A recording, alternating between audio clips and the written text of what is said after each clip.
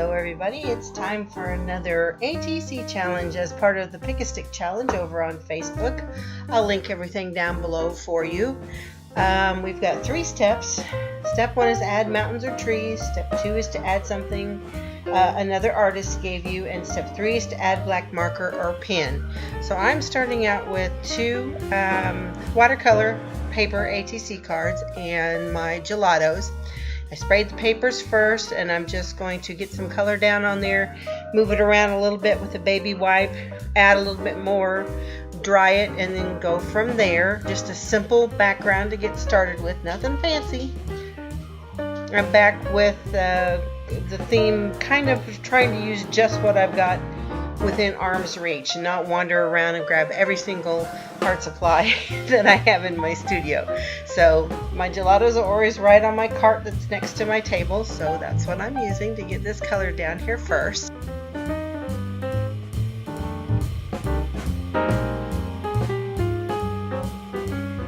Alright, so step 1, add mountains or trees. So I pulled out my trusty Stampin' Up! Set that's called Lovely as a Tree.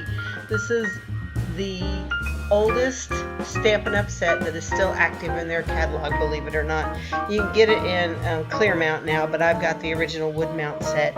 I'm stamping with some archival ink and leaf green, just lightly on the bottom, and then I'm going to take one of the leaf stamps that goes with this set as well and just randomly stamp those on the upper part of the page.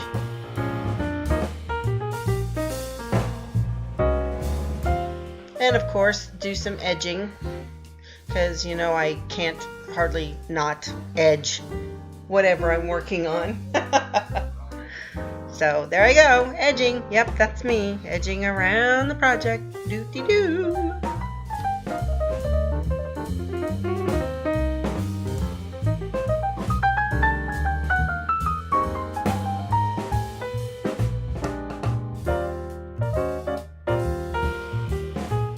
Okay, and then I've got a couple of little stencils that I cut a while back with my Silhouette Cameo.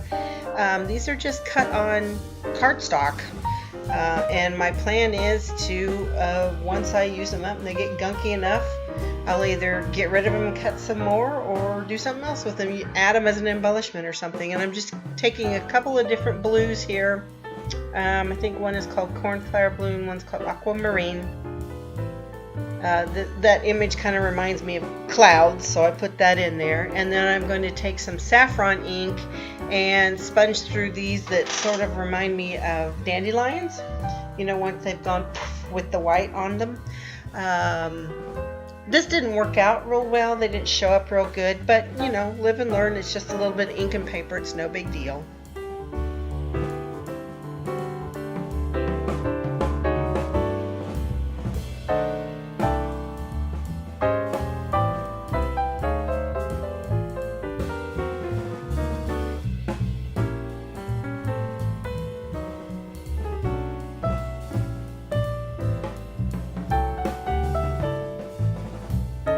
Okay, here's another little stencil that I also cut with my Cameo, and I'm going to spray through it with some Color Bloom spray in soft teal. I have some embellishments that I'm going to use on here that's part of my use something that another artist gave you, and I'm trying to bring a little bit more blue to these because these cards got a little bit too green, a little bit more than I wanted them to. These were sent to me in a rack by someone, and they're an old Recollections product, which I believe is from Michaels, and they're like heavy chipboard stickers. Now one of them stuck down okay, and the other one needed some glue to help it along because I think they're pretty old. They have a clearance sticker on them, and I don't know how old they are. There's no date on the back of them or anything, but they're heavy duty. They're really pretty little images, and I'm going to attach those on here and then add some butterflies and dragonflies that I got in this pack of Kane Company die cuts that I use. You've seen me use those before. Just adding some sticky dots on the back to attach them. So this is step 2, where I added the die cut thing, the round piece, the thing. You know what I meant. And then I'll repeat this on the second ATC card. I did basically the same thing, just use a little bit of different images. Alright, so here is step 3, add black marker or pen, and I'm taking one of my Copic multiliner markers and just doing a squiggly do border around there.